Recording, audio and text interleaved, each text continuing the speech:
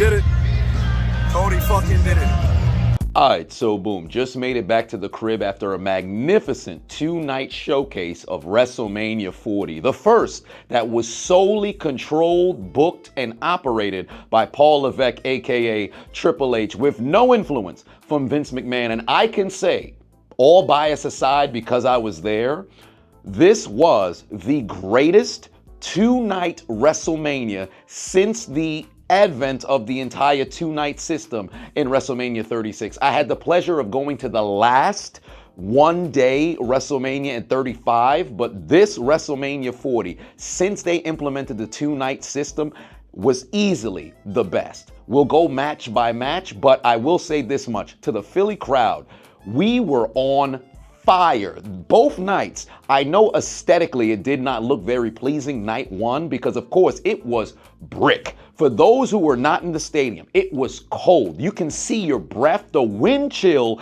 had you feeling like you was at a freaking divisional Sunday game during the NFL playoffs played in January. That's how cold it was. But still, the stadium was rocking. I know if you were watching streaming on Peacock, it didn't seem as if the crowd was really into it. You weren't getting that much of a reaction. You have to factor in the weather, the wind chill, and then of course, the people who are usually caught in the hard camera shot, who are in the lower sections, more often than not, I don't want to say those aren't the die-hard fans, but from where I was sitting, and I can see the entirety of the stadium, people were up on their feet for the vast majority of the show. It was rocking, and I'm sure if you looked at this crowd night two, it was a better, kind of weather, better climate, so everybody was rocking, but it was amazing. Philly crowd was magnificent, and both nights were absolutely fantastic. But we already reviewed night one, but we're briefly going to touch on night one. I think the match of the night, without question, was Gunther versus Sammy. Absolutely love that. I think the second match of the night, the main event, just beat out Rhea Ripley and Becky Lynch. I think the only low spot, or I should say the two low spots, the brothers Uso, I don't know what the deal was, what the initial booking of how they wanted to go about the match did not really fare well. I don't know why they didn't include Rikishi or whatever the case just so happened to be. It just turned into a spawning, spamming super kick fest. But that was an absolute all-time stinker, as Pat McAfee would say. And then, of course, LWO versus, Legado del Fantasma. That was kind of one of those matches that you didn't really feel too much about. Although Andrade and Ray did win, it was kind of one of those, that was all right. But everything else was absolutely dope. I loved seeing the Raw Tag Team Championships go to Awesome Truth. Not really too sold on A-Town Down Under, but I understand you needed a SmackDown representative. I'd much rather if it was the Street Profits who was in the match, but of course they weren't. And overall, I believe last was a Jade Cargill, Naomi, and Bianca, the big three. They done got the W over Damage Control. And of course, the main event was magnificent. People said The Rock would not be able to go 5 minutes. Man's went 45. And shout out to everybody who responded in the comments regarding why the referee did not count out the bloodline, let alone, enforce any particular kind of rule, because The Rock was talking to the ref saying, hey, you will be fired if you try to disqualify myself as the final boss and also the tribal chief Roman Reigns. So that was dope. Now, as for night two, let me tell you something right now. Not only do I believe that WrestleMania 40 was the greatest two-night WrestleMania in the 5 years that they've been doing it, I think this was by far the greatest night two that they ever had, because truly, there was no downs the whole day. To kick off the show, I don't know if they televised CM Punk's entrance, but we were rocking when he came out. But straight out the gate, Claymore from Drew McIntyre to Seth Rollins. You can't start a match better than that. It was high impact. It was, the velocity, the electricity was in the air. It was magnificent. And then Drew getting the W. Here's the thing. Initially, I predicted that Damian Priest would cash in today on the night after Mania at Raw. However, the moment that we saw Drew in the stadium, dragging the celebration, then going to, wipe it in the face of CM Punk, once he got on the table and stayed there, Oh, everybody in the stadium like, yo, it's time for Priest. Yo, Priest gotta pull up now. Everybody was joking about how Priest don't know how to use the money in the bank, what's wrong with him or whatever. He was buying time. Truly, I believe Seth Rollins has the greatest cash-in of all time, but this right here definitely is top 3. I think this is only behind when Edge had cashed in, I think the second time. But overall, I should say Dolph. So maybe top 4, because Dolph's cash-in would be second, Edge would be third, and then ultimately Priest. But us in the stadium were going crazy. Priest coming out, CM Punk playing a role. I can't wait to see how they book this moving forward, but that was magnificent. Then, the Pride, Bobby Lashley, Street Profits taking on Final Testament. Bubba Ray Dudley coming out to be the special guest referee. You knew it was going to be chaos. You knew it was going to be pandemonium. And I liked the way that everybody performed in this match. It was actually way more entertaining than we had initially believed, because don't get me wrong, nobody came into WrestleMania like, yo, I can't wait to see these dudes go at it, or whatever the case was. We thought it would have just been like a throwaway match or whatever the case was, but it was magnificent, start to finish. I loved how they utilized the kendo sticks, and they were legit beating the shit out of each other, so it felt incredibly legitimate. Really enjoyed it. Shout out to everybody who was in the match. They got the job done. And Scarlett and B-Fab, loved the spot. Love the damn aggression. You want to see that from the ladies, and they just so happen to deliver. You can't beat that. Love that particular match. Then afterwards, we had LA Knight and AJ Styles. Low key, by the conclusion of their match, although McIntyre and Seth did have, after 3 matches, you would consider the match of the night, LA Knight and AJ Styles was cooking. They was in there cooking. You talk about a very first WrestleMania match of LA Knight. You couldn't ask for a better opponent, because you know AJ is gonna bring it. That was a great match. I think the right guy won. The crowd was on fire. If there's a match you want to go back and rewatch, of course there's a ton, but low-key underrated match of the entire night would have to be that one. And I only say underrated because the main event's gonna get all the love and the opening match is gonna get all the love. But that match right there, bro, on fire. I hope the crowd, I'm gonna watch back WrestleMania, I hope you can see how live the crowd was, because every punch that was thrown, we were screaming, yeah, the entire time. Like from start to finish. For those of you who were at Mania, you can attest to this in the comment section. It was on fire. That whole match was magnificent. And shout out to both LA Knight and AJ Styles for delivering a great match, because keep it real, this match, just like what was happening with the Pride versus the Final Testament, was one of those matches that, although it happened and got thrown together last minute, they were building AJ Styles and LA Knight for a couple of months. And then ultimately we knew that was what going to be the Mania match after AJ Styles went to Australia. But the 3-week build, the at-home attack, the backstage brawls, the fighting at WrestleMania, at WWE World, all of this stuff leading to the match and the way they performed, 10 out of 10. Love the goddamn match. Shout out to both those guys. They killed it. Then the triple threat US Championship match. Here's one thing I didn't understand, right? Now, granted, we saw that entrance that Sami Zayn had on WrestleMania Saturday, night 1, that led to him taking down Gunther, right? I thought maybe KO would have messed around and won the match, because you saw Sami greet him holding up the tie like, hey, I did it, it's time for you to do it. Or we were gonna see Orton walk away with the championship. I thought there was 0% chance that we see Logan Paul walk in champion, walk out, and he messed around and won. I will say this much, great match start to finish, thoroughly enjoyed it. I understand why you have Logan win. You got the Prime sponsorship, it's in the middle of the ring, but moreover, all 3 of them was cooking the entire time. And who would have thought it would have been I Show Speed inside the goddamn mascot for Prime rather than KSI. I didn't see that one coming, but his barking ass got RKO'd on top of the table, and we absolutely loved it. And I will say this, just for myself, it's about time I get my clout game up, because I'm tired of seeing all my content creator contemporaries living my dreams. Logan Paul having WrestleMania matches, KSI having WrestleMania moments, I Show Speed having WrestleMania moments, Tom Grossi sitting in the second row. Like, I'm happy for everybody, but goddamn it, I'm tired of being back in the stands. It's not I should say, it's time for me to not take part. I have to take over, as Becky Lynch and Finn Balor said 10 years ago when they showed up in WWE. But one way or another, shout out to every single one of those guys. They are killing it. That's why they keep getting all the love and admiration from not only the WWE in itself, but also the WWE universe. But I got to get myself involved one way or another. So I got to step my clout game up. But overall, Logan Paul defending and retaining the championship. It was a dope match. I truly enjoyed it. Now I'm curious when they're going to have him drop the title. Maybe at the next live event, which I believe will be in France. That's coming up next. So one way or another, great match. Randy's RKO on Kevin Owens, magnificent. Magnificent. Because I thought it was going to be on Paul, you know, when he does something so spectacular that we didn't see coming. But it ended up being on Kevin Owens, countering the pop-up powerbomb with an RKO. It was beautiful, but it sucked the way that he lost because Logan tried to throw him into the corner. Randy didn't quite make it, fell out of the ring, and then Logan Paul hit that magnificent splash and won the goddamn match. But one way or another, great match, great match.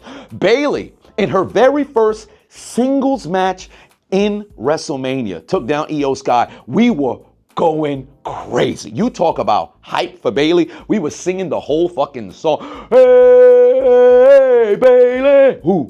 Ha, I wanna know if you could be my girl. Yo, we were going crazy the whole match. And you know I had to cheer. Big booty Bailey, big booty Bailey, big booty Bailey, big booty Bailey, big booty Bailey, big booty Bailey. Let's go, baby. Let's go. Big booty Bailey, big booty Bailey. Nobody else was cheering with me, so maybe I should have brought the unknown Adonis with me to go and sing the chant. We've been doing it for now 10 years, no, 9 years. So hopefully it catches on. I don't know if other people gonna catch on and cheer big booty Bailey, big booty Bailey. But one way or another, she got herself the W, got herself the WrestleMania moment that she so desperately deserved and earned above all else, and you love to see it. And shout out to the Damage Control and the work that they've done. I'm really hoping that this isn't the end for them. I'm hoping they could possibly get, you know, the push and the booking that they have earned, the Kabuki Warriors specifically. But above all else, great match. Thoroughly enjoyed it, and happy for Bayley above all else. And the crowd, again, was incredibly into it. I hope for those who are watching at home had a chance to hear how crazy the crowd was going for Bayley the entire match, because that's something that I have to make sure that I get a point, or I should say across, because when I was on Twitter at the conclusion of night one of WrestleMania, when they were like, yo, the Philly crowd is not into it, what's wrong with the crowd, yo, they kind of weak out there, I need to defend the honor of those of us who just so happen to be in the stadium, because I'm telling you right now, the crowd was on tilt the entire show. So please do not get it twisted. If you didn't happen to see it by way of the camera angle, please understand we were going wild. And of course, last but not least, the main event, Cody Rhodes finished the story and took down Roman's reign. Let me tell you something right now. I said last night at the conclusion of night one, or I should say at the conclusion of night one, yeah, I said that I was hoping this was going to be one of the most overbooked finishes in WrestleMania history, let alone wrestling history, and we had a chance to see it. It was just buying our time. When I tell you, the whole match, for the most part, we were on our feet. And the moment that we saw Jimmy Uso run into the ring, hit that super kick, everybody said, yo, it's time. When I tell you we were in the stands, boxing out, waiting for who was going to come out. You knew Jey Uso was going to come out, and I love the fact that Jimmy went to go meet him. They had their spear off the goddamn stage. They were gone.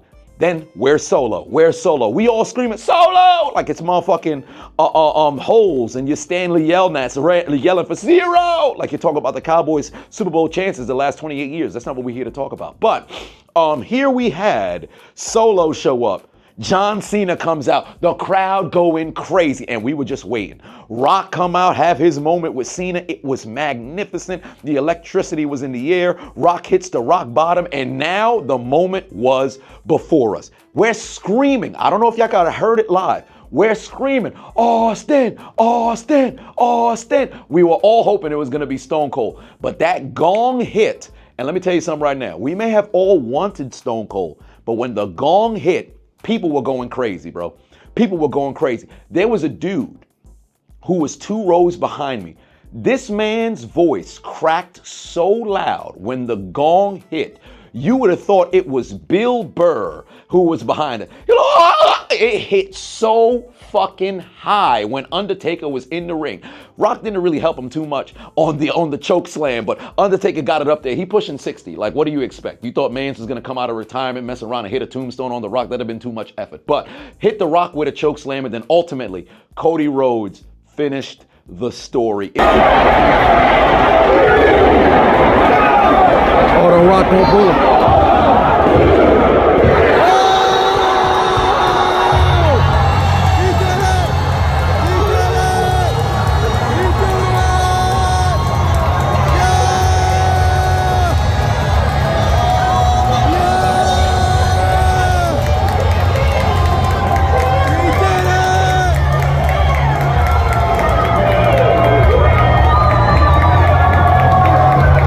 Magnificent. I don't know what Michael Cole said on commentary. I'm fixing to watch the match back so I can see if he did it justice.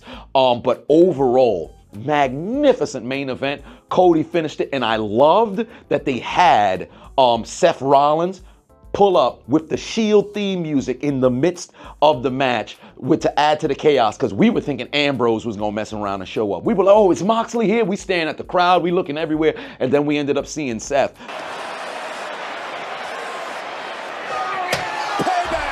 Absolute cinema of it being Seth Rollins taking a chair shot to the back from Roman Reigns. Because if you look at the moment, and I know the IWC, the wrestling community, everybody is raving over this. And I believe Triple H said in the press conference that Roman Reigns is going to embark on an angle that is going to be even better than this run as tribal chief, as champion.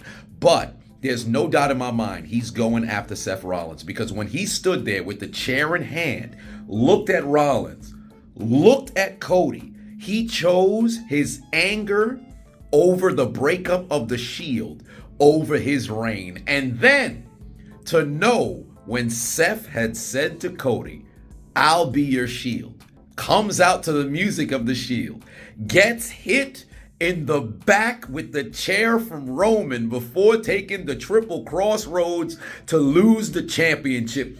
Long-term fucking booking. I know everybody always talked about how they hated the short reigns that constant champions just so happened to be, or the short-term storylines that we constantly got to where we got just 3 pay-per-views out of matches and then that was pretty much it. You cannot deny the storytelling that WWE put together in this main event. There were so many layers. It was so incredibly emotional. I saw people crying in the stands. Hell, I got emotional in the stands watching Cody finish the story and seeing how Reigns' run and his reign concluded. It was magnificent. And if there's one person who I know is looking down with a smile, that's Dusty. But overall, it was dope. Truly loved it. And like I said before, I love the fact that we had the superstars come down, whether it was LA Knight, Randy Orton, CM Punk, Kevin Owens, Sami Zayn. All these dudes hit the ring and lifted up Cody Rhodes. Because if you remember wrestling in the 80s, when the babyface finally messed around and won the championship, even through the 90s and early 2000s, if you remember when Kurt Angle beat Stone Cold, his whole family rushed the ring. They lifted him in the air. Dusty Rhodes, when he became champion, the guys, the babyface, lift him in the air. And we had a chance to see that. Cody called out Triple H. He called out Bruce Pritchard. His family done came into the ring. Brandy hit the ring. Who told you it's open mic night, bitch? I loved every single moment of the conclusion of WrestleMania. And truly, as Triple H said, it's a dawn of a new era. The Renaissance era, the Cody Rhodes era. And I gotta say right now, it was one of the greatest WrestleManias that ever was put together. And in my opinion, thus far, the greatest two-night WrestleMania since the 5 years that they've been doing it, since 2020. It was great from start to finish. More good moments than bad moments, and there was very few bad moments at that. But I'd love to know what you guys would grade on the match of the night for the entirety of the show. In my opinion, the main event got it just based off of all of the booking. But I truly enjoyed it. The whole night too was a banger. And lastly, just on the Hold My Nuggets side. I appreciate every single one of you guys who just so happen to be subscribed to me, who I ran into at the stadium. It was countless amounts of photos that I done messed around and took. And there was one gentleman in particular on night one who was wearing my East to West hoodie. And it is my biggest regret that I should have took the pic with you before you went through scanning, because I spotted you and I said, I bet, let me go through the scanning and I'm gonna find you afterwards. I went through the scanning, looked to my right, could not find you, brother. I hope I could have or I should say, I wish I had a chance to go get a photo with you, because what are the chances that you run into somebody wearing your merchandise and you get a chance to take a pic with them in that particular moment? So that's one of my biggest regrets. But overall, I appreciate every single one of you guys who are subscribed that I ran into at the stadium. For those of you who I did not get a chance to meet or meet again, because there was some familiar faces and some newer faces, but maybe we can meet at the next event or something of that nature. But in the comment section, let me know what you guys thought of night 2 of WrestleMania. And then, of course, even if you have an opinion on night 1 of WrestleMania. And lastly, what do you predict will happen tonight on the Raw after Mania and on Friday after Mania? Tonight, I'm going to go live on Twitch and on YouTube before the Raw after Mania, and it's going to be crazy. I anticipate a few call-ups, some more surprises, and I'd love to hear not only what Cody got to say, I want to hear what Priest got to say, and last but not least, I want to hear what McIntyre got to say. So y'all let me know what you guys think is going to go down this upcoming Raw and SmackDown, and above all else, let me know what you guys think of what happened at Mania. Comment down below. Let's have some discourse and dialogue about what transpired. And thank you to Triple H for making the best 2-night WrestleMania that has ever existed. You mean to tell me you watched the entire video but you haven't subscribed? Hit the subscribe button and become a member on Patreon or on YouTube to get access to the Discord. We're waiting for you in the Shadow Realm. Just do it! Make your dreams come true! Please! Please! What are you waiting for, huh? Oh my god.